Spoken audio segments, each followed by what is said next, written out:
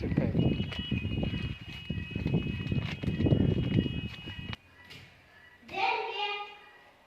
బయట బయట కారు మీద పెట్టి పడుతుంది.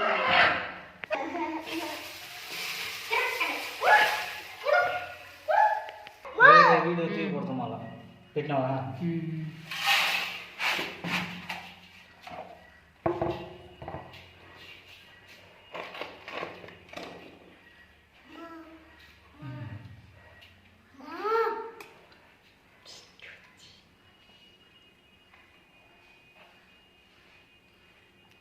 అట్లే ఒడ్డుగానే పెట్టు.